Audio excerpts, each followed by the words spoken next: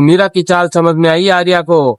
जब गोपाल जी और पुष्पा जी बोलते हैं कि मीरा मैडम का ट्रांसफर मत करो और उसको वापस काम पर रख लो, तभी आर्यवर्धन समझ आता है कि जरूर मीरा की चाल है।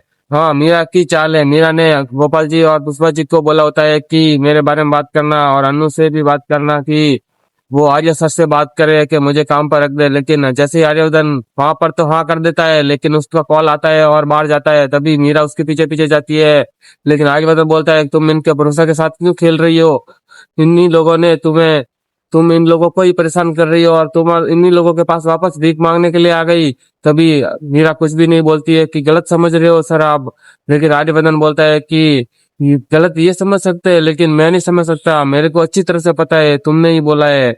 लेकिन इस बार तो मैं माफ कर रहा हूँ, लेकिन अगली बार अगर कोई भी गलती हुई ना तो ट्रांसफर नहीं, सीधा सस्पेंड करूंगा। और दूसरी तरफ जैसे ही अनु भी गुस्सा हो जाती है कि आर्यवर्धन मुझे बता नहीं रहे कि राजनंदिनी कौन है।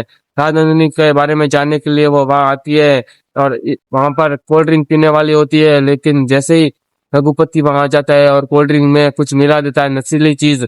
जैसे ही अनु कोल्ड ड्रिंक पीती है और उसको नशा हो जाता है, नशा होने के बाद वो स्टेज पे जाती है और उल्टा सीधा बोलने लगती है।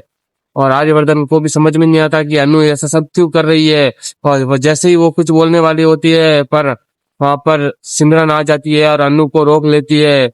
लेकिन आर्यवर्धन समझ जाता है कि यहाँ पर भी मीरा की चाल है, जरूर मीरा ने ही कुछ किया है। अब आगे देखना बहुत ही ज्यादा इंटरेस्टिंग होगा कि आर्यवर्धन अनु को बताएगा कि राजनंदिनी कौन है। क्या राजनंदिनी